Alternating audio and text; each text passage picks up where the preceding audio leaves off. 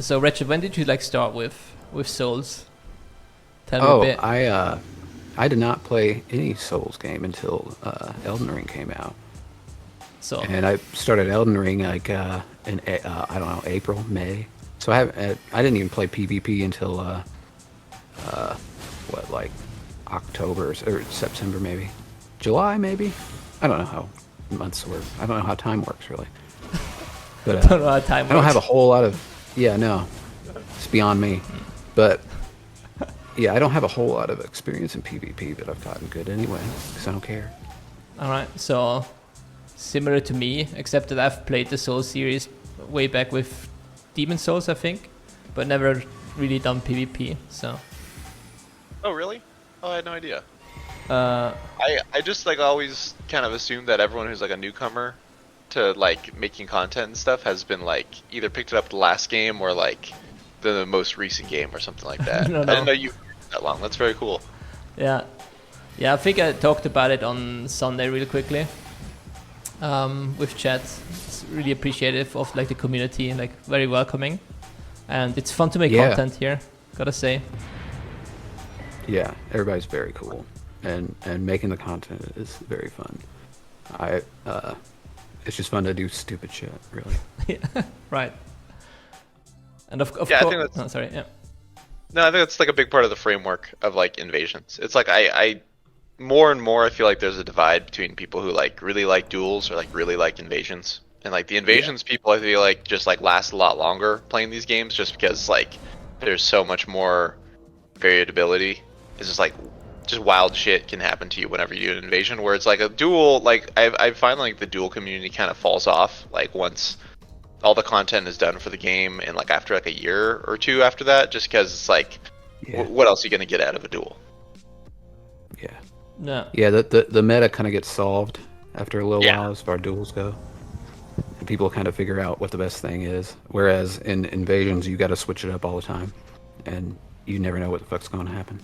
Yeah. Plus, there's and you much can also, more. Yes, yeah. Sorry, yeah. Like you, Sorry. That's- I think there's also like way more space for creativity doing invasions, like build wise and just messing with hosts and phantoms. Whoa. no, exactly. It's just like, oh shit, what's happening to you there? No idea.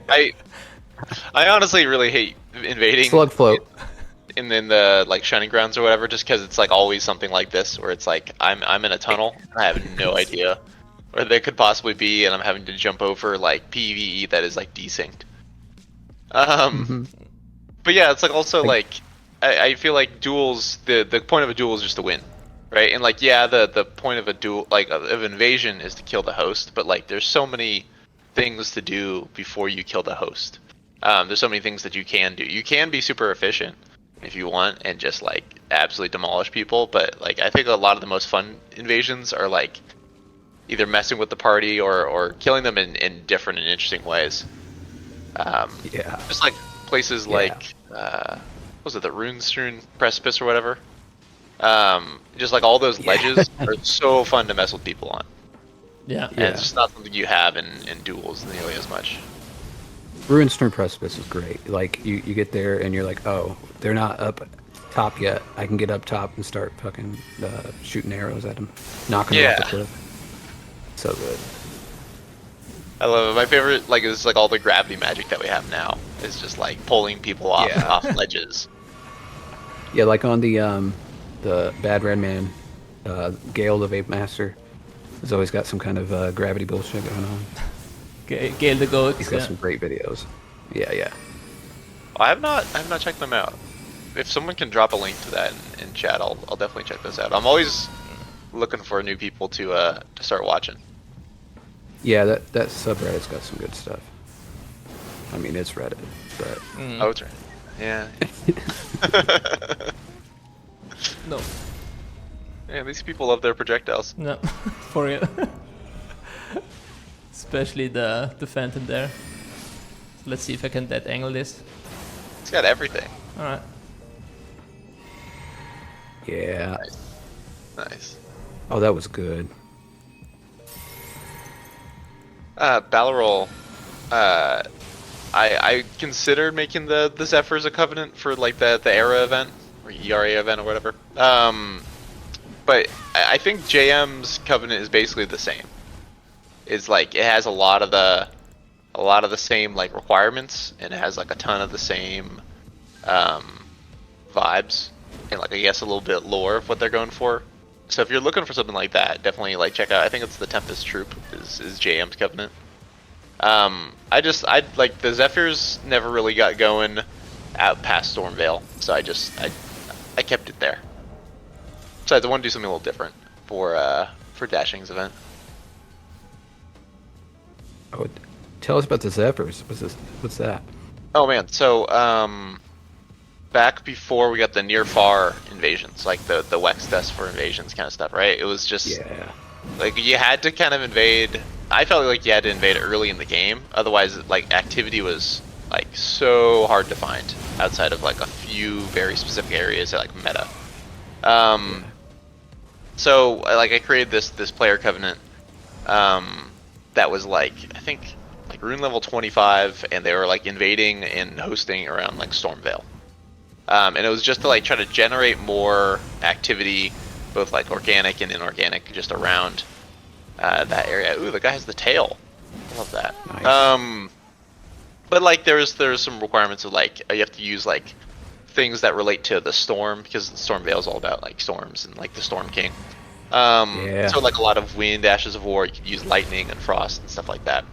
And then I think the only other requirement with it was that like you had to have like white hair. Like there's all these helms that give you like a little tuft of white hair or something like that. So it was just like kind of a way to like identify ourselves and like use kind of the same things. But that was pretty early on, and like I streamed like a couple days on PS4, and then when I did the PC streams, Elden Ring would not stop crashing.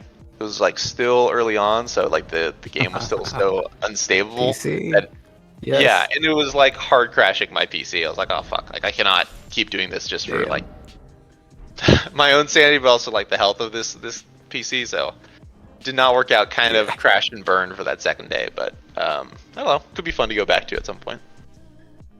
So you're playing on PC mainly, Rofo? Do I have that right? Yeah. I have a PS4.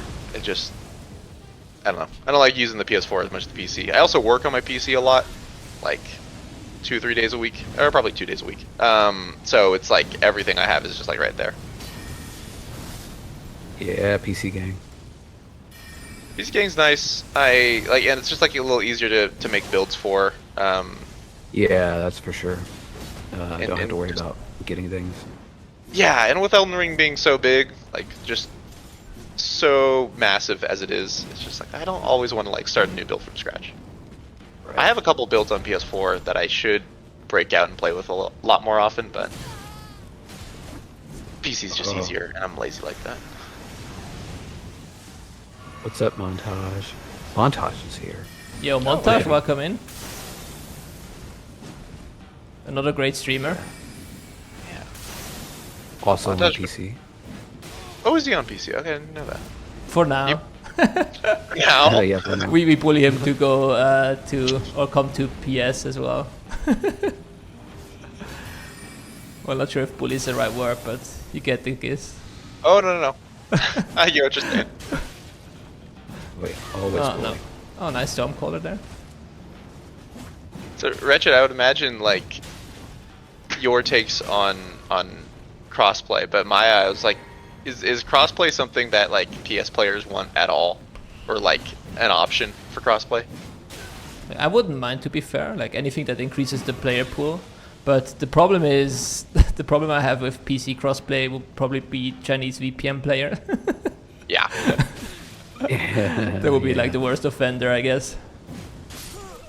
Yeah, it is definitely with the territory. Which, I mean, some people will, like, just always regularly block low or bad latency posts, but I very rarely block. I just don't want to take the time to do it. It is kind of a pain in the ass on PC. It's small, but it's like not like you don't quite know if you're blocking the right person all the time. Right, that too. I've ended up like blocking people I liked because I was just like in the same invasion as them and being like, oh, that was you. Like I've had you blocked in like for the longest time. Yeah. The other part of crossplay is just like there are more cheaters on PC, and like easy anti-cheat has like maybe impacted that a little bit, but not a lot. Not a lot for the cheaters to be gone. But to be fair, since they've like hacked the PS4, you will also like find cheaters on PS. So that's just. Oh, is that where they're coming from? Yeah, I think like the PS5, not yet. Well, it's usually at the end of the lifespan somehow. Like the keys get leaked, like the encryption keys for the software, and then that's basically what happened with the PS4, if I recall.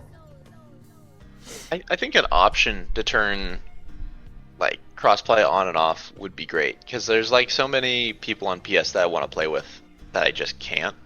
That are just like, I mean, I can on the PS4, but like I have to boot that up and play on the right build at the right place, and I don't have builds everywhere. So it's just like I would love to be able to play with so many of these people on PS more often. But if people just don't want to deal with cheaters, they'd just be able to like toggle that off, and that would be great.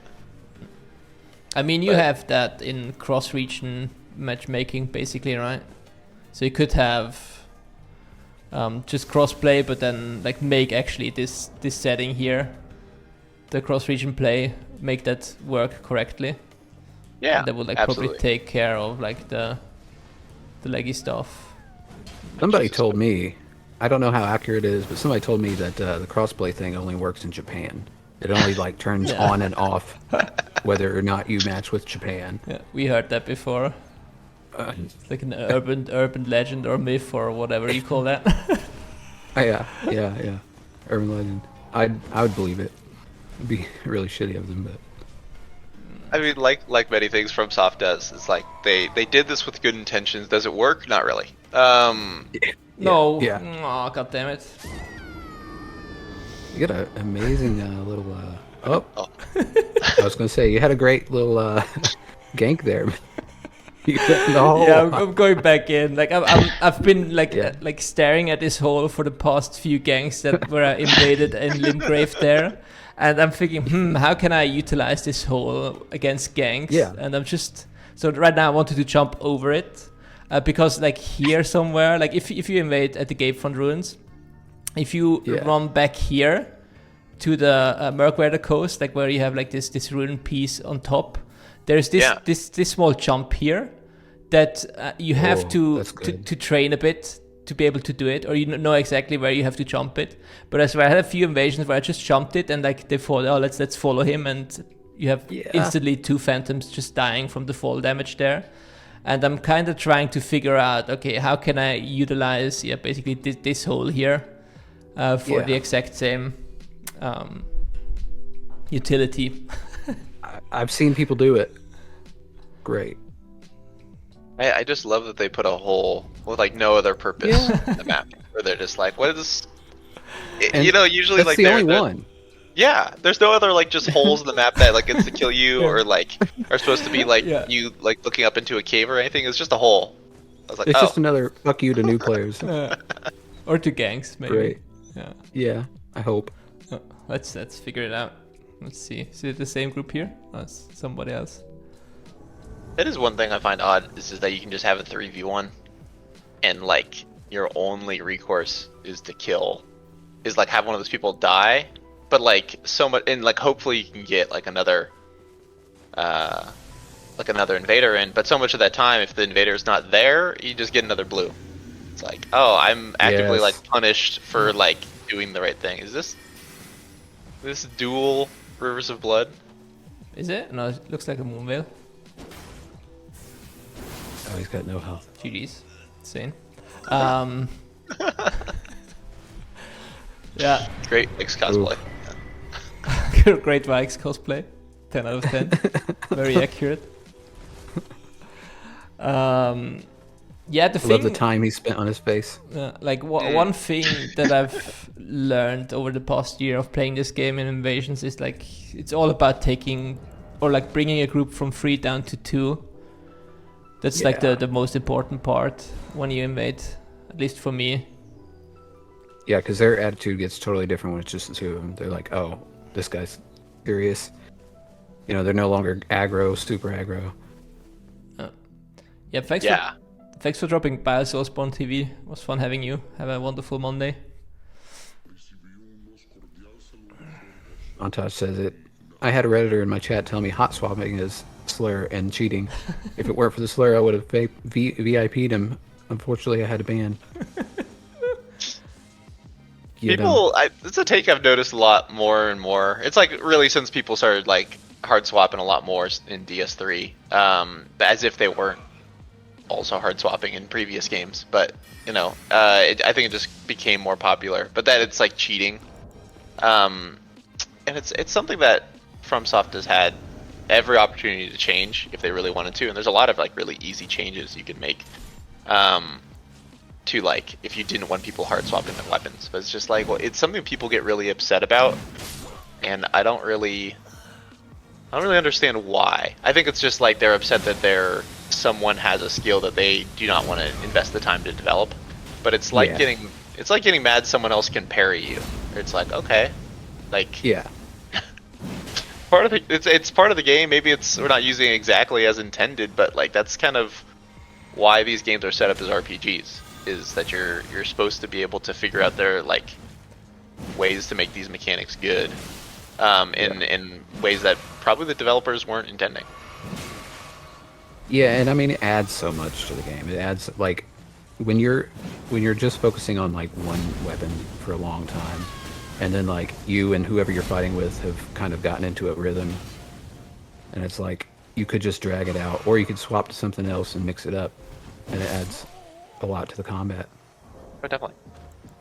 I personally, I don't know. I don't love hard swapping. It's just like not something that like interests me a lot. But I'm not like angry about it. I'm not also like looking down upon people who do hard swap a lot. It's just like I'll hard swap if I have enough space, but I just don't have the confidence to like get up in someone's face and do a quick hard swap like that, or like hard swapping like while pursuing someone. Like Maya, you have that down a lot better than I. Yeah, I do. It's actually something. It's one of the things that drew me into the PvP. To be completely honest, like just seeing. I think it was first time I saw it like with Chase the Bro. Just like quickly swapping to another weapon, and then I like learned about other great players like Nightlord. So like for example, this layout right now that I have, and also just like inventory management. I'm a huge inventory management nerd.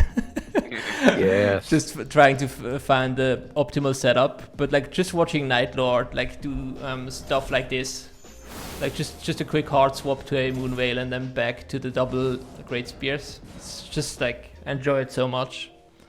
And if it's one thing I've learned from playing video games is like if you enjoy it, just go run with it. So yeah, absolutely. They made it so much easier to hard swap and like use, I guess, like Ashes of War in this game anyway, since like they made it so that the L2 is no longer like your attack. Now it's just like whatever Ash of War you have in your right hand, which I think is a really great change because it also frees up like people who are casting in their offhand or people who want to use offhand weapons. That was a really big thing for me in DS3 was offhand weapons. I like exclusively played with either like a hand axe or a S-stock in my offhand in DS3. Yeah, I just started doing that. I haven't played DS3 like PvP at all. I've played the PV part. But one thing I've heard other like more experienced players say that they nerfed hard swapping in Elden Ring in terms of that when you get hit, or like when you have an action here, you cannot like hard swap. So you actually getting punished for having your menu open while getting hit by another player. And apparently in Dark Souls that wasn't the case. So you could basically like just take hits and then just go in your menu and look for whatever weapon you wanted and still swap. So I think, at least like from my perspective, which probably isn't like that valuable, it's a good trade-off, I think. Like allowing hard swaps, but then actively punishing it if you're doing it wrong. Yeah, that's good. I could deal with that. Yeah, I don't feel like you should be rewarded for like, because I would see what some people would do sometimes, which is always hilarious, is they would like get hit by a straight sword and they'd swap while they're getting in like the 2-hit stun combo. And then in the third, if someone followed up with like an R2 or just like another R1, they'd parry that with a hard swapped parry shield. And that was incredibly stylish and also kind of like risky at like higher levels, but it was always hilarious to see. But I get it. Right. Yeah, no, exactly. I don't know. I've parrying is also one of those things that like every couple of months I'm like, oh, should I try to like start really learning how to parry? And then I never do. I just it's never been something I'm good at. Like I've really dedicated like time to doing it, and it's part of it is just I feel I like mocked people who like parry spam for such a long time. And then I knew if I started parrying, then I would become the parry spammer. Like for a while, until you figure it out. I just don't want to go through that learning phase of being like trying to parry jumping attacks. No. Yeah, like Heartbreaker Shaker has the right take. Heart swapping is cheating because I can't do it. Yeah. Definitely. Yeah, that's what it comes down to. This sums it up pretty well, I think. Yeah, that's like when those people are like complaining about completely in-game mechanics like parry. Like, oh, you're just cheating. You're using parry all the time. Like, okay, do it. You do it. Right. It's in the game. Still my favorite comment is like, oh, you're just roll spamming. It's like, am I supposed to be hit, like actively getting hit by your attacks? Like, oh, you're just rolling every time I swing. Like, yes. Yes. That is the dodge button. Ideally, yeah.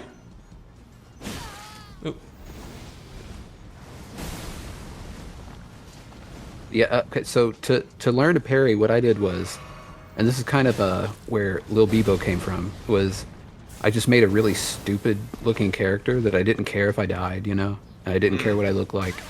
Didn't care if I looked like I was stupidly trying to parry everything.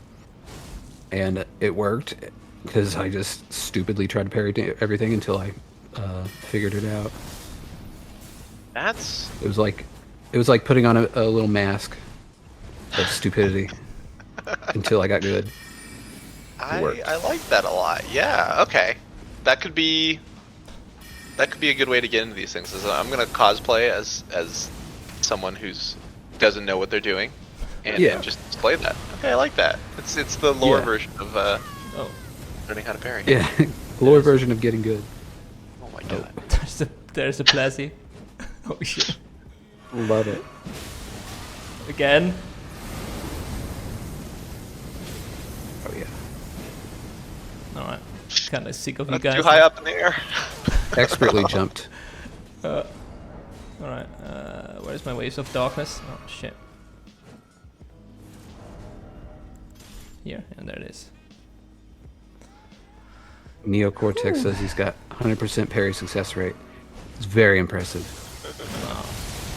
How about that? There goes one, I guess. That's the way to do it. There you go. Oh my god.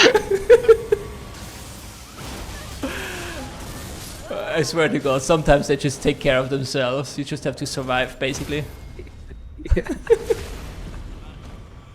Oh my god. There it is. Yeah, that's something I've been enjoying a lot, or like at least trying to, just throw in that like random hard swap parry at the exact moment you need it. Yes. Yeah, you waited on that one very well. Had the patience. Now, do you think those guys were like honest co-opers? Like they were just trying to go fight Malakath, and then they felt like they could take you on, or do you think those guys were like looking for an invasion? No, I think they're honest PvEers, but then they got cocky. That sounds right. That's usually how it goes. And then one dies, and then and you can really see it in the character movements. They just stop moving and like, oh shit. Yeah. And then slowly it starts to dawn on them. And I love these. I live for these moments in Invasions. That's like what I enjoy most. It's like, oh, this is no longer going well. Love to see it. Something you used to see a lot more in DS3 PvP, where like and you'd invade these people over and over again just based on like how DS3's like matchmaking would work, but like they wanted to PvP right up until you killed their friend. They'd instantly DC. Yeah. Then you just keep invading them because like you don't get the cooldown of like dying or beating an invader. You just get like you just like get put right back into the top of the queue. So like I would just invade one area for like a couple hours and I'd get the same guy like 3 or 4 times, and it would always be the same where it's like, okay, I'd kill your phantom, you like run a little bit and then DC. And you just like you finally like, you know, often they'd message you and be like, why are you invading me? It's like I don't have a choice. I'm just invading. I'm not invading you. Yeah. Just spamming finger. Yeah. What can you do? You could just die, or you could like kill me. Yeah. Go somewhere else. Exactly. We'd all be fine. But yeah, it's. I know DS3 was set up well like that. It's just like it felt like it properly punished people who played. Oh, this is my favorite. People on ladders. Yeah. Okay, that spell works amazingly well for people on ladders. Wow. Yeah. It really does.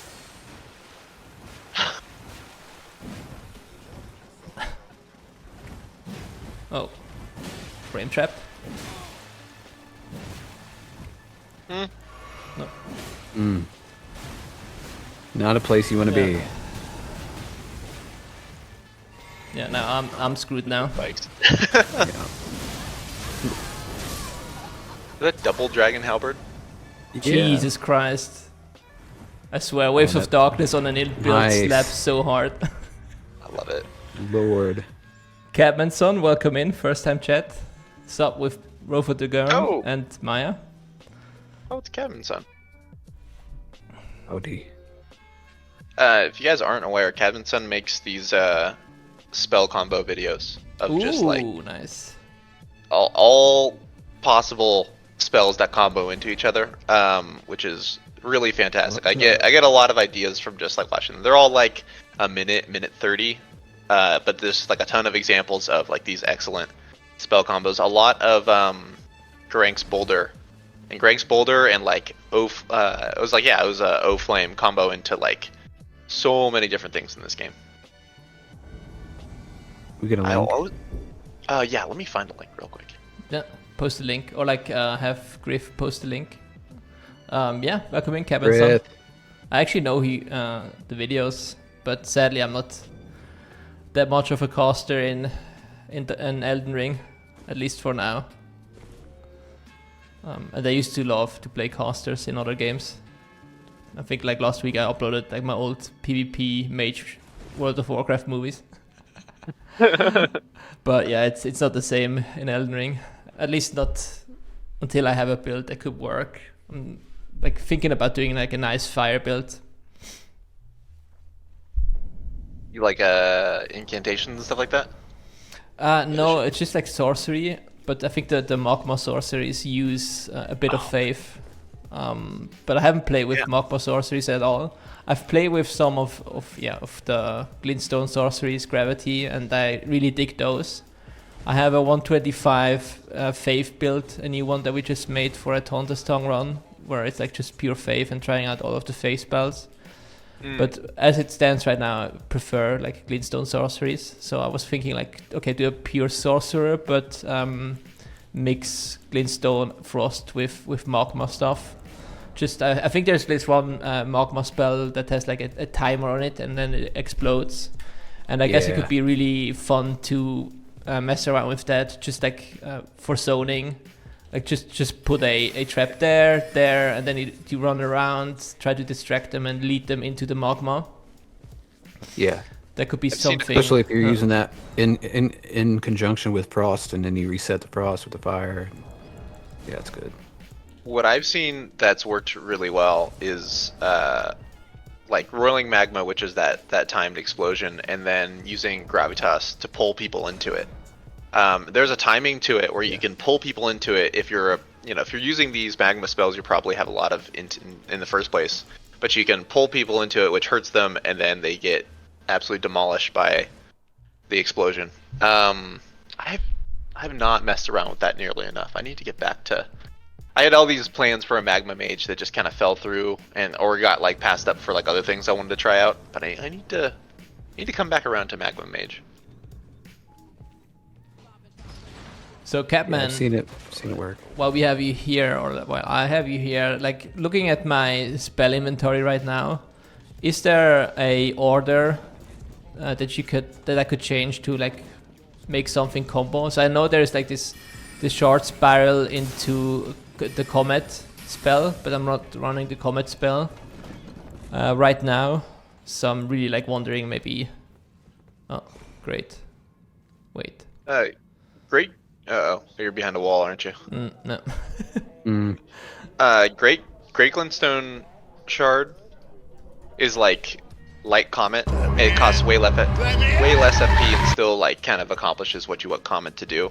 I'm pretty sure that would combo directly off of, like chain cast directly off of Spiral Shard. Which one? I didn't catch the sorcery, sorry. Great Glintstone Shard. Great Glintstone Shard, okay. Yeah, Montage is right. Mist into mist. Yeah. Oh yeah, I gotta get the mist as well. Forgot about that. I think Shard Spiral into that into the collapsing stars. I've seen that work pretty well. Oh, I like that. So like Pull 'em into the this, spiral. and then pull them in with the collapsing stars, basically. Yeah. All right. I've seen it work in Arena, granted. Okay. I mean, I can try it. Very different. Let's see if they... Yo, welcome back, Lapisha. He'll be standing here all this time, and then they won't even go up to the invisible wall. Ugh. I mean, they just have to hit it. Oh, there are 3 of them. Shit. That's no bueno. Nope. No, that was too early. Still works, apparently. Fantastic.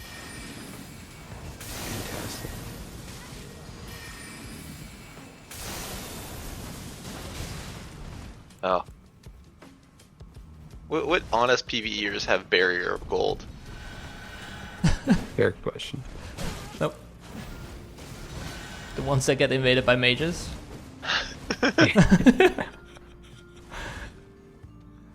Nope. GG's. Oh. Yeah. Yeah, that one always I'll get you. Wrong side. Wrong side. There's that It was a valiant branched effort. way. Yeah. It's really style dependent. I like to have Slicer and Swift Short space, so they both allow for chain casting of something like Slicer into Piercer, then Quick Shard into Comet. Ah, okay, I see. So like what I have right now is like suboptimal, I guess. So I have Swift Skill Shot, the shard at space 1. Also, like, can we talk about how this, like the reset to the first slot is just way too slow? So much slower. Yes. They Reset did that the with all first their. Yeah. So like when you when you would like reset to your first slot for like Estus, right? Back in like DS3, you could just hold it down and it would swap back to the Estus. Same thing goes for your like your scroll wheel for casting spells. If you just hold up, it goes back to your first one. But like for some reason, in this game, they made both of those dramatically slower. Like you have to hold it down for longer. No. And I have no idea why they did that. There's no good reason to make that change. I've long thought for a while that like they just kind of need to do away with like the scroll wheel for spells in these games, just because it's just like you are just thumbing through this little flip book, which is not very helpful when you want to access a bunch of different spells. Yeah. You know what? Not optimal. I talked about this before, and like one way. So again, yeah, this thing is just stupid nowadays. One thing I would love is like just to like imagine like this being just spells that you could hard swap to. That's one. Or if not that, just have the pouch here. I mean, like this, the D-pad directions, like 4 spells, like just be able to pop spells in here. That would be amazing. That's good. Yeah. I always found the idea of like a tuning spells kind of strange, because it's just like you don't like you can only do it at a bonfire, but like we can hard swap weapons. Why can't we hard swap spells? And like if you learn, like if you think about it from like a lore thing, if we've learned the spell, why do we have to also attune it? Like, I get why attuning it exists, because it's like this leftover function from stuff like D&D, like old D&D, school RPGs. But it did, like, I don't know if it really makes sense to do anymore. I like spellcasting a lot in this game, but I hope they come up with a slightly better system to cast spells with. Yeah. Very good point of it being sort of a leftover from old RPGs. GG's. May not be necessary. Same blender, teabag as well. Yeah, really. Japanese players. Let's see. Brazilian players, okay. The biggest shitters of them all. Griff knows. Yeah. Yo, Woven, welcome in. What's up, Woven? How's your morning? Wait, was it? Did it say Portugal? Uh, No, I think it said Portuguese Brazil. No.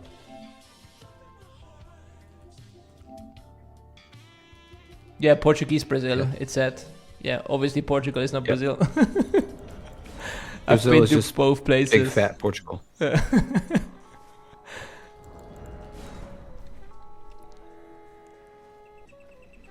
Portugal is Africa. It's so. No, there are like It's a messed up thing to Portuguese say. colonies in Africa. Actually, I think a friend of No, mine. that's true. Yeah. Oh, really? Uh, That makes sense. so yeah, spells. Portuguese colonies everywhere. Yeah, right. So the tuning again, yeah, that's also like I think it's a similar mechanic to what was it? The can I remember it? Like the durability of your weapons, like a mechanic that is like from a role playing perspective makes sense, but it's just like a hassle for players. Yeah. I feel like, like, the only. Oh yeah, sorry. No, go ahead. Go ahead, Wretched. I was thinking consumables. The way they limit them seems like an old holdover. I always felt like DS2 got like durability right, where it's like you had to actually be kind of careful. Like some weapons were balanced around their durability, and you just had to like you couldn't use the like washing pole very much, like for an entire level. Otherwise, it would break, and then you just like wouldn't have a usable weapon. I always thought it was a little bit strange that like Elden Ring never kind of implemented that too, especially with like open world would be a great way to balance some like really strong stuff, based on like you can't use it for like an hour of free roam through the open world unless you're like resting at bonfires. It's like we have all these consumables that are like kind of like these like survival mechanic kind of things. They're just to help you along the way as you gather materials in your environment, but then like durability is just like full on removed. And I never quite got that. I thought that would have been an interesting thing to implement, but I also understand that it's like that would be just yet another thing for them to try to balance in this giant game with like so many weapons. So I mean, I get it, but I kind of liked durability just in that regard. Speaking of durability, the Zelda Breath of the Wild, I liked that game, and a lot of people, a lot of very just casual gamers hated the durability thing. They just quit playing because they hated having to swap their weapon all the time. So maybe maybe Elden Ring, when they were making it, they were like, well, Zelda really fucked up on that durability thing. So Yeah, but to be fair, like there was like just a huge change of like a complete franchise, like a whole remap of the franchise. Because Zelda always has been about like acquiring specific weapons or items, I guess. yeah, much more about that than this game is. I don't know. There's some stuff that feels a little like doesn't quite work in an open world, just because of like they've been designing like this type of game for like 10 years or longer at this point, for like these not like linear levels, but like levels that have a start and end to them. I don't know. There's some people I've talked to is like maybe this game needed more time to like adjust things to the open world, And I don't think that's always the case, that like games always need more time. Sometimes games just need to come out. And, you know, I would be surprised if they never make an Elden Ring 2 or like a spiritual successor with like an open world. So I don't know. I'm always hopeful that they like want to iterate on it. They can nail some more of these like more minor gripes, because that's really what they are, is like kind of minor issues with the game. GG's. You died. I mean, that's just the hard one to get out of. It's just night.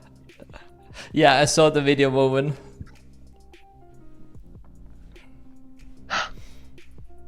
Get good clapped again, yeah. Swap. Did they swap? Did they cheat by swapping? Cheaters.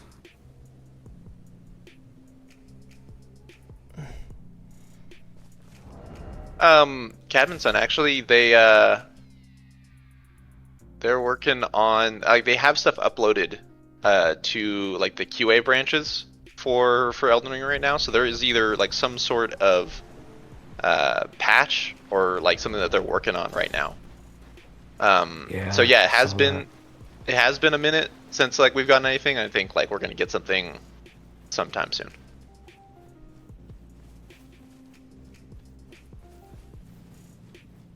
Ronnie's alright. I like Ronnie's mom more.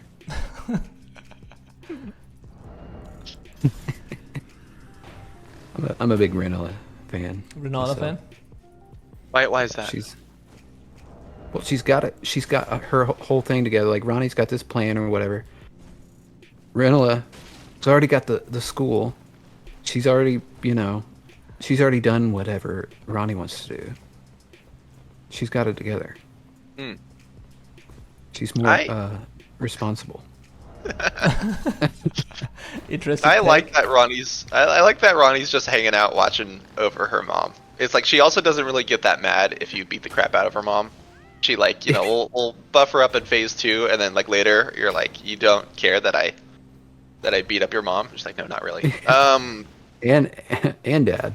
Isn't it like an AI that protects Renala in some sort? A little bit. Yeah, she's got some safety protocols in case anyone wants to fight her mom. I'm a big Raya fan. I like Volcano Manor. And Raya is like a well-meaning. She's a cinnamon roll. Oh, okay. Yes. And like also her dialogue. Oh shit. Shoot. Her dialogue when you like find her as a snake, like as a serpent, is like some of the funniest in this game. Yeah, it's like, oh shit, I left my skin on. My bad. You weren't supposed to see that. Hey, what's that tarnished brand? Yo, TB, welcome in. Aw, bit higher. Ooh. Again. You can do it. Gonna Fogwall me now.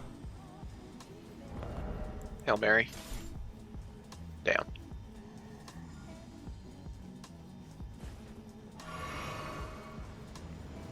I thought Ranni was puppeteering her own mother. Well, that is an interesting.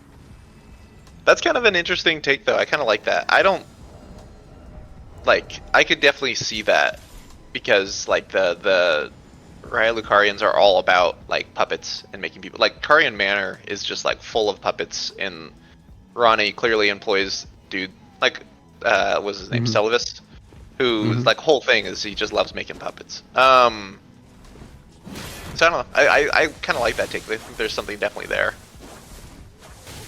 Oh my god. The Reduvia. Oh. Reduvia is just stupid. No, that thing is just dumb. I feel like Reinhardt's would be a prime weapon to make, like with a little bit of int scaling or like a little int requirement, because it's like it's magma, but no, it's just a faith weapon, which I don't quite. I don't know. It could use, considering how powerful it is, it could use a few more requirements and could be like more specific for more unique builds. Nice. Yeah, there's not a whole lot for finally faith and they deserve the bag. He started. Wretched, yeah, he did. He did start it. That's true. You remember it. It's interesting to me that it's like they have all these spells that are like in faith and like a ton of these different things, and then one weapon, one straight sword. Yeah. I don't quite know why they removed something like dark, or just like made like not infusion, yeah, like an infusion for in faith, because that was a super unique build, and I feel like we got no hexes in DS3 that could use in faith. We got some, but they weren't. I'm actually trying to think of what we got. Okay, now I'm like gaslighting myself into remembering. Yeah, sorry, Rich, what were you gonna say? I agree with Jaker on Queen Maggie. Definitely an underrated target for simping. I feel bad because I always I feel like I have to kill a bunch of them. Like, I don't really want to, but like I need that talisman slot, and like Yeah. I also hate these gargoyles that for some reason breathe fire on like you now when like the host is like nowhere near you, and they're like, Yeah, they do. Yeah. They just spew everywhere. if anyone just comes near, they just start breathing. And they start breathing right when you're walking under it. So I've gotten knocked to my death like so many times on Yep. towers. Although I do love invading here. This is like really one of my favorite levels. Oh, Yeah. damn it. It's so vertical. Oh. What the fuck is that? What? Okay. What a tease. How to trap yourself, You going in? 101. I think you just gotta hop down. Dr. McGorge played at mine. Are you yeah. happy about Twitch rivals coming up? What do you mean with that? Oh, I think isn't Twitch doing something to like celebrate 1 year anniversary that isn't nearly as cool as Dashing's event? Oh wait, Twitch is doing an Elden Ring event? Yeah, they're doing like a Twitch rivals where they're gonna have like, I think the only person I recognized was like Ouroboros and like the Twitch streamer who like beat Elden Ring with like on a dance pad and stuff like that. Those are the only people I recognize, and then like a whole bunch of other streamers who like are just really big and don't necessarily like play Elden Ring all that much.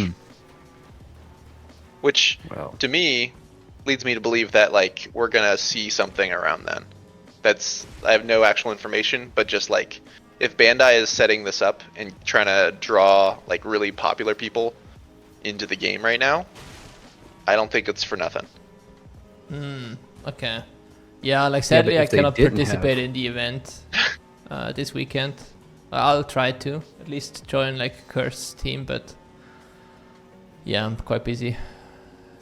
Yeah, I think maybe Turpy is trying to get together some PC players because there's sort of a parallel event going on for PC too, but I don't know where that is right now because they tried to organize it earlier and it didn't come together. So I don't know if it's actually going to happen. Damn PC.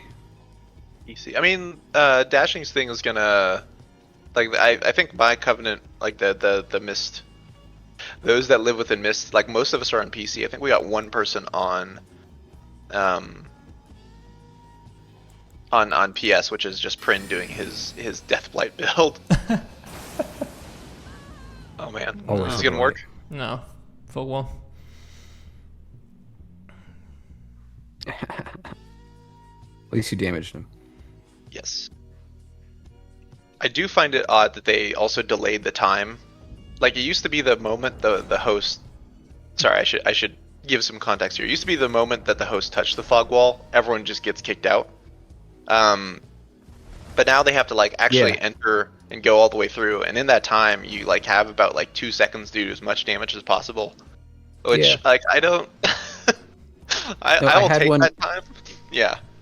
Yeah, I had one where they were fog walling, but they had to open the big door in a cave, and so they had to go through the whole animation of pushing the door open. And while host was doing that, I killed his phantom in like the 3 seconds it took to open the door. It was so good. So like host loads into the boss fight with no phantoms. Like, what the fuck happened? Great. I love it. I absolutely love it. Is there? I haven't personally encountered this, but there'd be sometimes where it's like the cutscene was playing. I think the invaders have to watch the cutscene if there is a cutscene to start off with, right? Yeah. That is still a thing. Yeah, well, when I got raided by G9 just before Rofo and Wretched hopped on. Oh, you did? Yeah. Oh, that's awesome. Yeah. We're stacked in here. Second time this month, I think. Really appreciate it. I remember back at DS3, there was that, to unlock the free to fight, you have to like go into this basement and turn this lever, and then this very, very long cutscene plays out of like your character taking forever to look up at the ceiling, and like this whole thing lasts like probably like 2 minutes of just this, like all it is the statue turning and then moving backwards to reveal the fight. But if you were invading in that level, which was a very fun level to invade, you had to watch the whole thing if the host wanted you to. And so you just be sitting there. It was just absolutely miserable because it's this really agonizingly slow animation of like the statue very slowly turning around. You're like, oh my god. The best one ever I got was like I started a plunging attack on these people because it was like on the platform right above. And so then I just had to wait there. And like the moment the cutscene ends, it like just get pancaked by this giant greatsword. That's good. Yeah, we had some like wait. Hold up, how does this work? What? Oh my god. The spawns here are the worst. Yeah, spawn of the century for real. Like what the? Oh, they're probably You're still in out in Egypt. the field. Jesus. Esports ready? Yeah, just parachute down. Right. Just America fly down. Yeah, that'll work, right? And there's probably a gank as well. Just wait and see. Yeah, you'll spend all this time getting down there and just get blendered. Well, I think I saw a red name, so it's like I think there's one co-invader in there, but like by the time you get down there, Yeah. Oh yeah, Let me try he's to- toast. Finger down then. you're at 125 right now, right? I'm 138 on this character. Okay. Just I because mean, so as Mhm. yeah, sorry. because on PSN, like there's not only on PSN I guess, but also on PC, there's this divide between 125 and 150, I think. And 138 Yeah, puts you in the middle, basically. Yeah. I don't know if there's like a divide on PC necessarily. Like I do 138 and 139 a lot just because I don't really want to. I want to invade and not necessarily like duel, so I don't really care if people are like higher or lower for me if they want to duel or whatever. Like it's just nice because if like I want to fight someone who's looking to duel, that works for either, like 150 or 125. Yeah. Nice thing also is that like the Phantom Bloody Finger still kind of works because like the downscaling doesn't matter that much. If What the fuck just happened there? Oh. I think your co-invader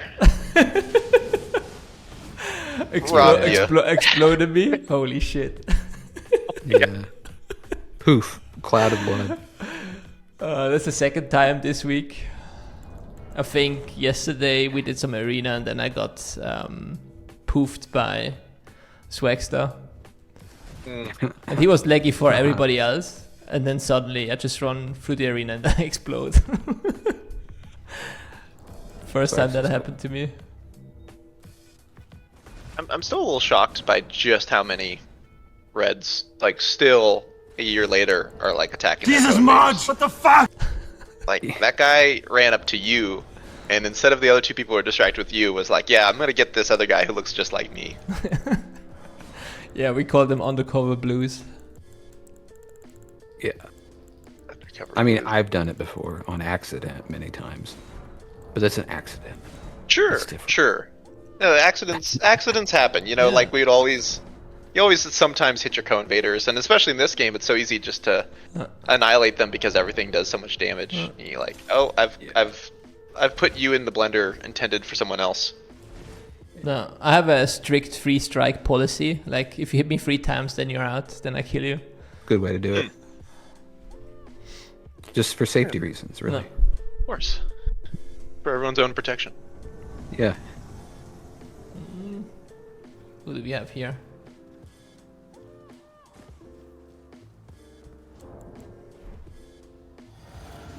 Thank you for the follow, Big Boopo.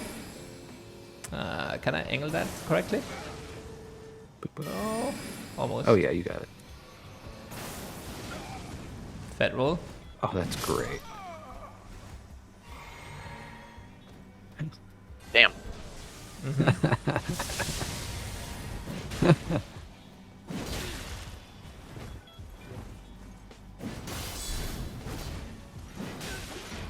Ooh, bird wants in as well.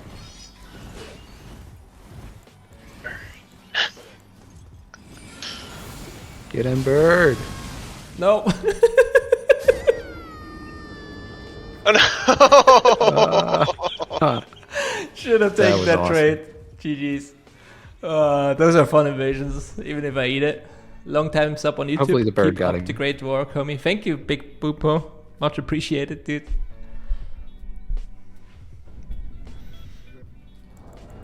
Did the bird not get him at the end? Oh man. Maybe. Let's say he got him. Hopefully. Yeah. We'll call that a win.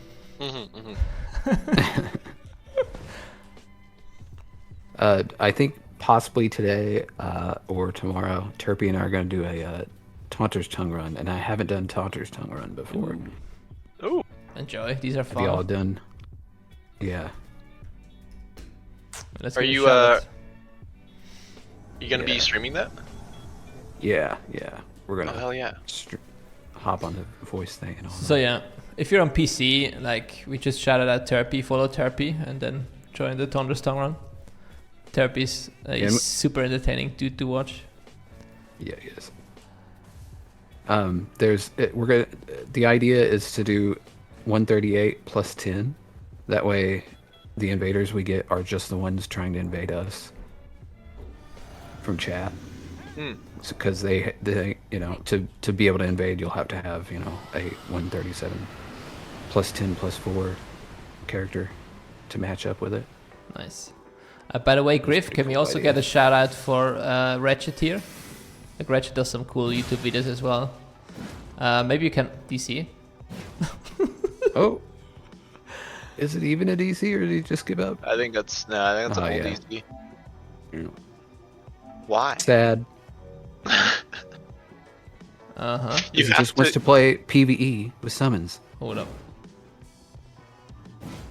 This should have. Uh-oh. This is... Oh, there you go. There it is. Okay. No, not block. Wanna send the monkey sticker?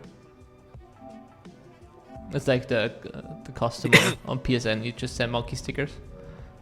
Right. Yeah. It was the. Before that, it was Yeah. it was like penguin with a spoon. Montage is completely correct about Turpy's TikTok.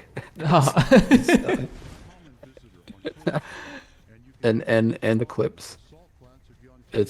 There's probably maybe 10% of time during Turpy's stream where he's not laughing his ass off. It's great.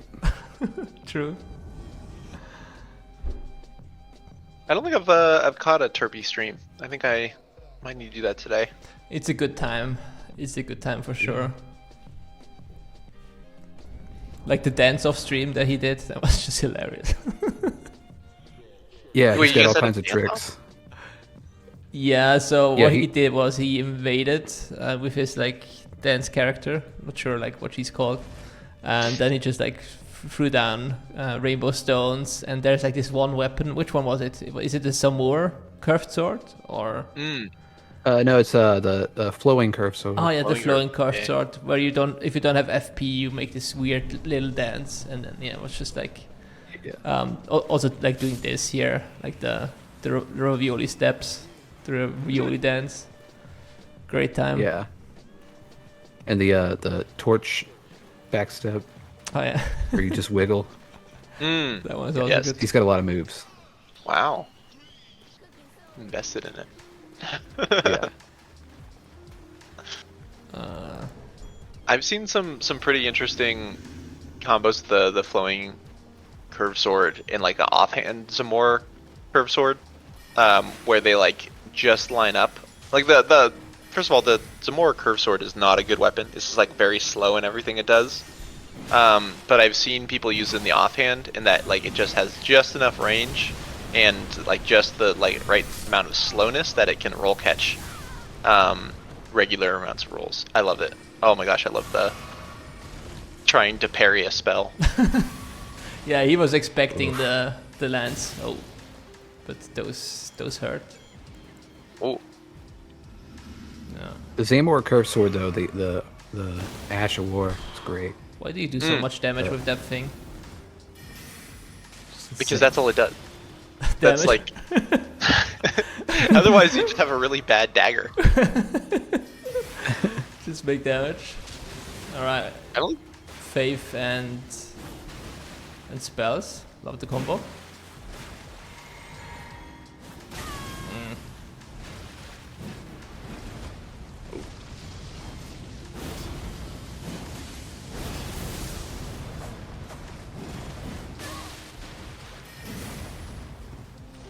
I'm hearing They got some a pretty move. strange. Oh. What are our bets on how high this level? I mean, like how high level this Phantom is? Oh yeah, See? about to find out. 7261. Actually, not that high. Okay, Interesting. reasonable. Considering that they're getting such good damage off of Right. like an int weapon and then casting something like what was it, that Black Blade incantation? Oh. Great backstep attempt there. You did great. Oh, jeez. I swear all that. Oh, they're real excited to win now. Wait, was it Bifos? No.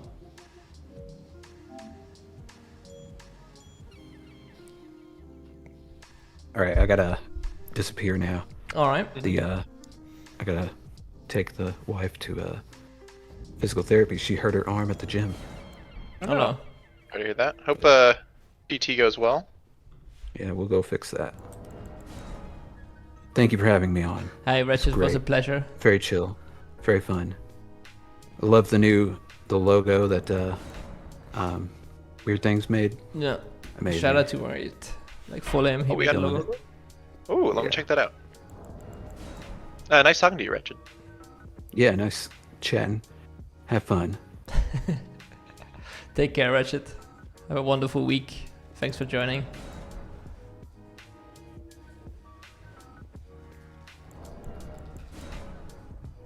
Alright, so Rofo. Anything in particular you want to talk about? Let me think. Sorry, I was trying to check out the logo that that Weird made. It's cool. I'm sure you've talked about this before, but like, why did you start up this this channel? I think I always missed how you got like into streaming PvP and stuff like that. Good question, actually. I don't think I've ever really answered that. I think it was just something I wanted to try out because I'm a curious person at nature, and I knew I liked Elden Ring a lot. Got into the PvP aspect of it. And yeah, and at one point I just like, I think I discovered Cursed Eternia. He started around the same time as me. On the Bad Redman subreddit. I think that's where I like started really getting into the gist of everything. Give me 1 second to deal with this All guy. good, all good. You're dealing with something pretty Substantial, yeah. Oh, thought I could strafe that. Yeah, and the Reduvia is not helping a lot there. Man. At least it's double daggers. The worst thing to deal with, but also then halberds. Oh. Ooh, almost got blended there. Oh my god. Just the absolute confidence of a lot of these players sometimes, where it's like, are you like they just do things that you wouldn't, they don't make any sense to do. Like that you landed that jumping attack on the halberd phantom, and the fact they just like swung out of that is totally insane to me. Yep. They're like, yeah, I'm just gonna keep going. It's something I've noticed with this game. I think it's like that's just like basic instincts of people who play together, is that they just want to swing out of things and they're just gonna be aggressive. And it's something that I've like really had to like learn about this game, and like how players react in this game is that they're just gonna be aggressive more often than not and swing out of things they really shouldn't. Yeah, but I mean, like the way you can just blend the one single red is also like reinforcing this notion, I think. Yeah. Oh, definitely. It's this game doesn't have priority in a lot of things. There used to be that like you hit someone and then you have priority after your stun is done. And like in DS3 that would be like you have 2 hits. And then you still have priority. In this game you don't even have priority after you land your singular hit. No. Let's see. I mean, when in doubt, just spam magic spells here. Of course. As one does. Nice. Just need to get like this one phantom there without the blood spam. Yeah.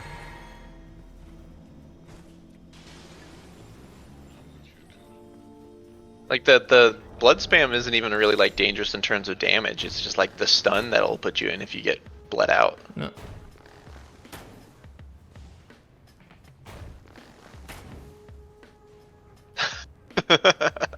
Host is going back. Interesting. Does he think he can rest at the bonfire? I have no idea. Or are they just like trying to trick me into a trap here? Yeah.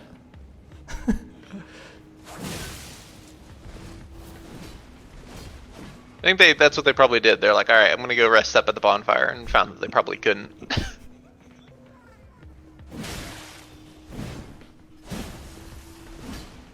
Yeah, I mean, I just need...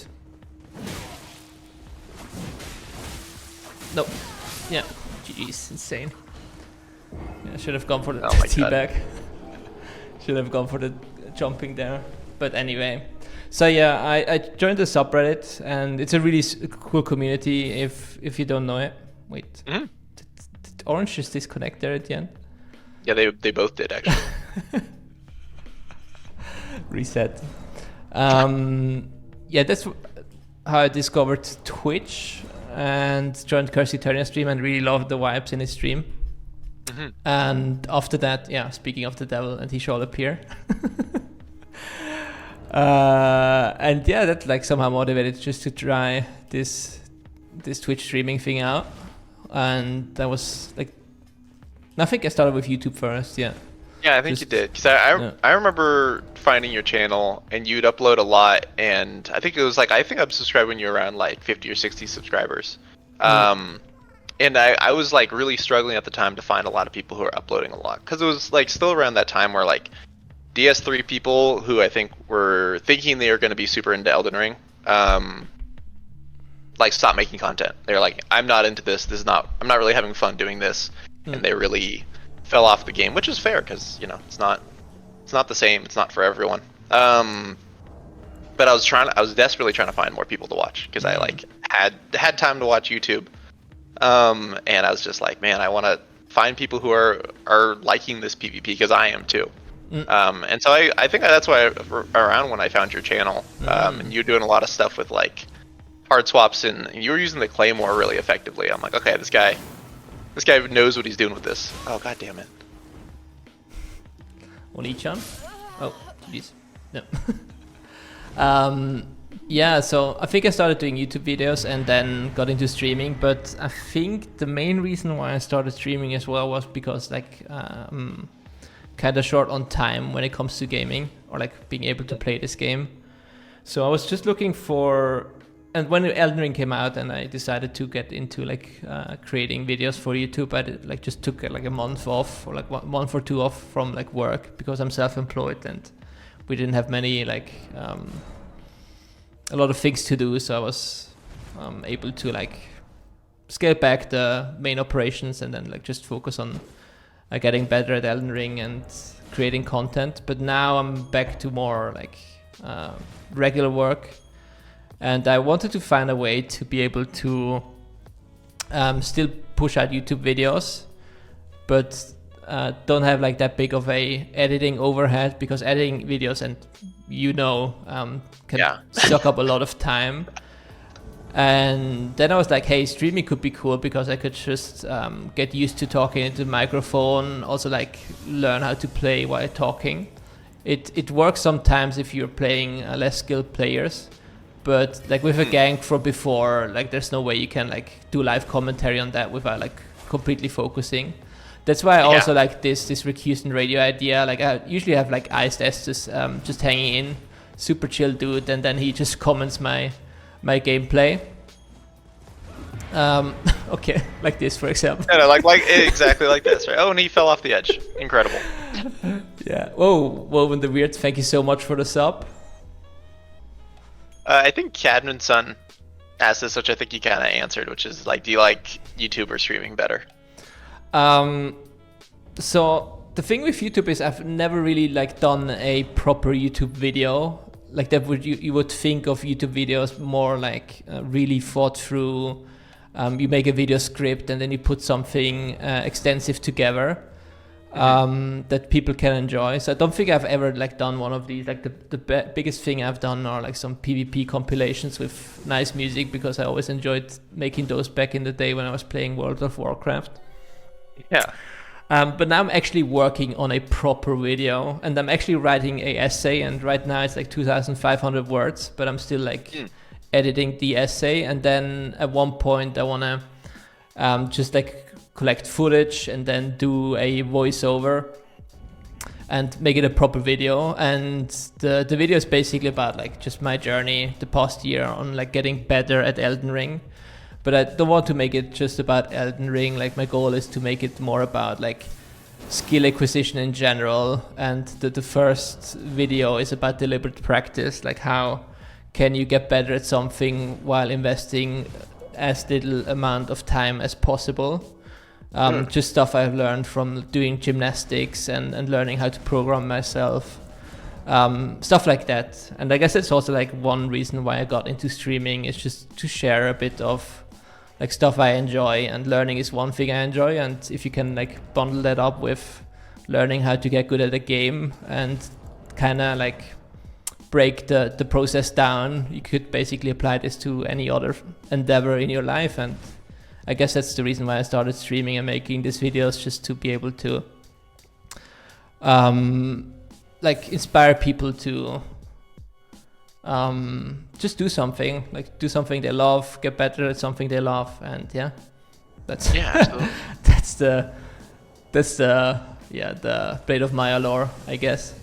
Gymnastics stream win. And I hope that answered your question. Yeah, it did. No, exactly.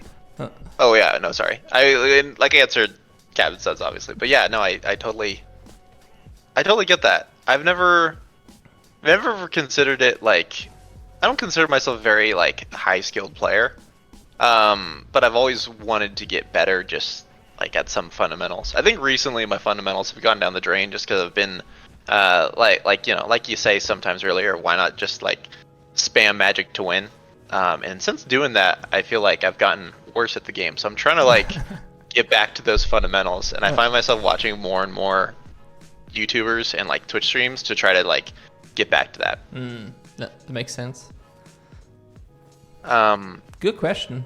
Really like. I hope you like the answer.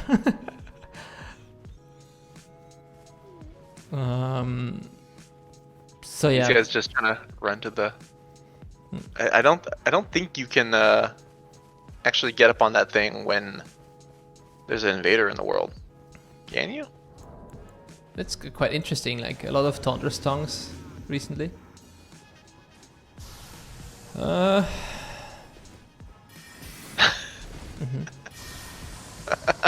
Kratos.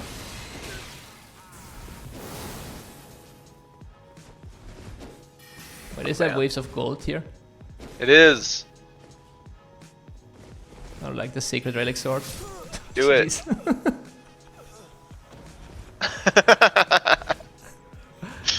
Just a quick pebble for the extra insult. I also really like your fashion on this build. I love the base vagabond armor, like without the cape. The altered one, yeah. Yeah, no, that's a good look. Yeah, I'm like still working. So okay, there's no invasion happening here at Volcano Manor, so I can go back to my home base here, which is Road to the Manor. Yeah, like actually that's something we could talk about, because I've like in your videos, like the thing I enjoyed the most is that you always like bring some sort of like don't want to call it cosplay, but more of a, well, I guess I have to call it cosplay, but like you can see that you put a lot of time into like the character, or like the history behind the character, and I really enjoy that aspect of like just making a build that tells a story within the world of Elden Ring. And that's like my first attempt to try to do this. I've done a Spellblade build back in when I first started doing YouTube, and the idea of just having this Carrion Knight banished from the royal family and basically becoming a vagabond Carrion Knight, like kind of spoke to me, because like that's a class I started, well, no, like the second class I started the game with. The first one was like the Wretched, or was it Wretched? Or, you know, the naked guy. That's my first playthrough. Yes, Wretched. No. Yeah. I feel like that comes through really well, just like with the Carrion Knight helm and the Vagabond armor. I put, like, this is probably my favorite thing about recently, like start working with like Cheat Engine, is now I can just like, I don't have to farm and seek out all these armor sets. I can just like get them off of Cheat Engine, and so I've been like devoting way more time to just doing that. I have this weird thing about Cheat Engine, just because I refuse to use it in the last games, just because I feel like there is something special about learning how your character works through PvE, and then shifting that over to PvP. And I that's just like my own weird thing about Cheat Engine. I've really only started to use Cheat Engine lately to do like free cam footage and like intros to some of my videos. But I still want to make like my characters in like a kind of old-fashioned way, where like I play through the game with them, get to like know how their build works against PvE and bosses, and then slowly, once like you start getting invasion items, start to like learn how those builds work against like actual people. Yeah, like start from low level and then add to your repertoire step by step. Yeah. And I never record any of those invasions because I'm like, the build's not done, the lore's not done, the fashion's not done. But I don't know, it might be helpful to just record and talk about a little bit more in a video, just because it's a fun way, I think, to experience the game. For real. Just because it's like the game is so big. Like after getting all the way to Liurnia, and I think like Fel was talking about this the other day, of just like he starts a new character and then gets really exhausted upon getting to Liurnia, because it's like you've already played so much this game through Limgrave, and then Liurnia is like even bigger, and you're just like, oh man, there's so much more game to play. But I try to make that like a good thing, in that like I'm gonna enjoy this, and this is just the worst possible people you could run into in Liurnia.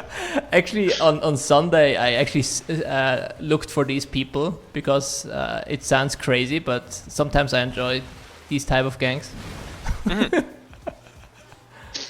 See, I don't mind this at like where you are, like 138, right? Because it's like we all have builds that are finished, enough, and yeah. even if people are like over leveled, it's not like you have enough defenses that you're not going to get obliterated by them. They'll still do probably more damage than you and take less damage, but like it's not the mismatch that you see at like 40 to like 80 of just like some overleveled phantom will obliterate you with like like a, a jumping attack from the dual bleed twin blades.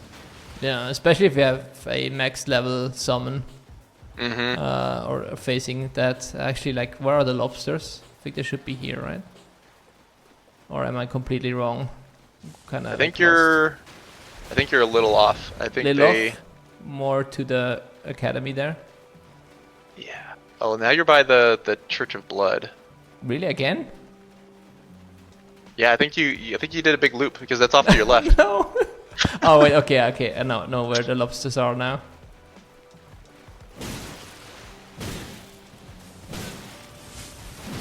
Insane. It's also something like with, oh man. Are you serious? Get absolutely fucked, holy shit. Ah, jeez. It's also something with like 3v1s where it's like, was this fun for you? Like, you guys ran around in a circle for like 4 or 5 minutes only to like just get turned and burned and obliterated. Like, I think it would be more fun if you just had like a Taunter tongue 2v2. And sure, you might die sooner, but you don't have to do that. Or some mobs, but that's a problem with the overworld in general, I think. Definitely. It's also like you chose to go to Liurnia. There's not you, but like these the people in the swamp chose to like this is where they wanted to host. This is something that like, I don't know, open world invasions are frustrating to me in that I've just had to adapt all my builds to be able to, yes, Cadmanson, the swamp people. People. I've had to adapt all of my builds to like be able to fight 2 people like just by themselves. And that was something frustrating for me because a big mantra of a lot of invaders in DS3 was like, or even like, not so much DS2, but mostly DS3, and like Bloodborne, was that like, hey, you don't have to fight 2 people on a flat surface in a small room. You draw them into the level, and it's just so much harder to do with open world invasions because you don't know what's alive, you don't know what's gonna even be useful, or if anything's around you. For sure, yeah. So where did we leave off? Yeah, your builds and like the creativity that goes behind it. So tell me also like something that I haven't really looked into too much is your Age of Mage. So I know there's like it's this kind of meme that's going around. So maybe you can like explain to chat what that is all about, like for those that might not know it. The Age of Mage is kind of this response to just like me getting really frustrated with like melee combat in this game. It was kind of like maybe I took it too far in one direction of just like, I'm a mage, now everything I do now is like mage related. But basically it's like they've made spells and projectiles super accessible to everyone. In older games, it felt like it was really hard to get your hands on a projectile that did damage, and now like everyone has a projectile that does good damage. So why not embrace spells, which are probably the best they've been in a very, very long time in these games, probably since like DS2. So that was kind of it. It was just like melee combat isn't as good as it was in DS3. And there's no like stuff like priority is now a lot weaker. And the spam is really, really dangerous. You can still get blendered, despite there not being really a combo system. So I was like, why not like start using spells a lot more? And like I said a little earlier, I feel like that kind of degraded some of my like fundamentals of just like I relied so much on spells to kill my opponents, that I think a lot of my just like fundamental melee combat skills went out the window because I just focused on that for so long. So now the Age of Mage has kind of adapted into what I'm calling like the Age of Reflection, of just like, is this really like what I should be doing? And I think it's just trying to like analyze what this game does well, what's effective in this game, and then like make builds that combine all of that. And thus far what I've identified is spells are still really good, so use those. But also for weapons that you want to use, it's really helpful to have 2 of them. And like the motion values on power stance weapons are insane. And when you're finding issues with like poise breaking people or just like performing a turn and burn or a good heal punish, having 2 weapons is of the same class is definitely the best way to punish and to stop people who are putting a lot of pressure on you. So with 2 weapons, it's like from a perspective of non-hard swaps, or like how do I understand it? Okay, like just have. So So currently, a lot of my setups are like 1 weapon, the main hand, another like a staff in the offhand, or some sort of catalyst in the offhand, and then a soft swap to another of that same class of weapon that I have in my main hand. So I'm like using like 2 katanas on like this one caster build, just because I can like soft swap back to another katana and do like a jumping attack if I want to punish someone's heal. Oh man. See, this is like a good open world 3v1 because there's like some cover in terms of like just patrolling soldiers that you can at least like work with. Yeah, but I think the main problem I have with this, like at least without any cover, is that they can turn into a spam fest real quick. So usually like the way I like to approach or like enjoy the game the most is just like go in and try to manage 3 people at once. You can see like right now. But there's just so many projectiles, and if I had like 3 people like just spamming projectiles, like that will kill me real quick. So yeah, that's I think it's Claymore time here. Yeah. Well, that's also part of what like makes spells so useful here. Like you're able to hit 2 people with a spell from a distance that you would never be able to do with a melee, like just a regular melee weapon. And you kind of need that to deal with the 3v1 sometime. Why do I have Pebble on this? Oh man, I've been using Pebble like a lot more lately, and it's like I forgot just how good it was. Like it got nerfed, but like it's still it slaps. Yeah, does quite a lot of damage here. And it's also good. Just like I've been using it as like a really sneaky finisher, where it's like I'm casting spells and someone barely gets away, but I can just it's always just an L2 away. And it's also good as like bait. Like I set it up where I'm casting Pebble a lot, but I'm never doing the follow-up until they get within range, and then that follow-up does a ton of damage. Oh. That's like... GG's. Oh my god. Frame trap there. Yo, BFOS? Or like... What was it, BFOS? No, it wasn't BFOS. Like what's going on with everybody yelling BFOS? Yeah, I've been seeing that every once in a while. Hey, bloody also finger. Woven, thank you.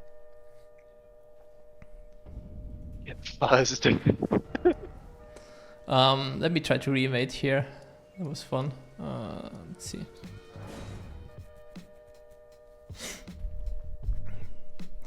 Yeah, so I'll probably like stream for 1 more hour and then call stream, but it's great having you, Woven. Not Woven. Rofo, sorry, my brain is slowly deteriorating. No, appreciate it. I might head off in just a sec because it's the sun is rising and I have not watered my garden in a couple of days. And I'm looking out my window at my garden and I'm like I see some of my flowers drooping, so I need to get out there and provide them with the food that they need. Nice. But I really appreciate you having me on. It's something I've wanted to do for a little while. I just haven't been able to get on here just because my work schedule is usually the busiest right when you're streaming. But I have today off, so I was able to make it. Oh, nice. Really happy to hear that. Yeah, and sorry for like the weird schedule. Like I've been trying to find a hour that I could stream that also like the American viewership would like find more convenient. But yeah, it's just like the fact that the Earth is a sphere and there's lights. This is news to me. No, I mean, like I used like my old job.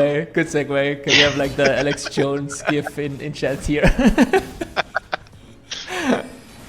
My old job, I totally like would have been doing this a lot more because I had like a busy-ish morning schedule, but like then after like 9 o'clock, I didn't talk to anyone for like the rest of the day practically. I'm just like working a job these days that is like a lot more involved throughout the day. That I like a lot more, but it also just it comes with the side effect of having a lot less time for fun things like this.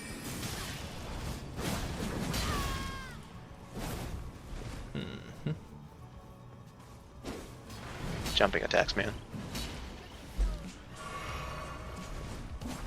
Nice. Yeah, I should put Piercing Fang on this Claymore here. Also, GG's. Oh my gosh, what? That's the blender. Oh, Woven. Yeah, I'm growing a bunch of stuff. Let me see. Let me look at my window. So I have this. Growing. Yeah. I have massive. It's all illegal stuff. I guarantee you. I have a massive eggplant plant that like I planted like last summer.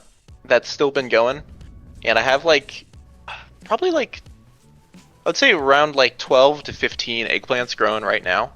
Ooh, Which actually turned out I didn't like eggplants until I started growing them, and now I'm like obsessed with them and make like a ton of stuff with them.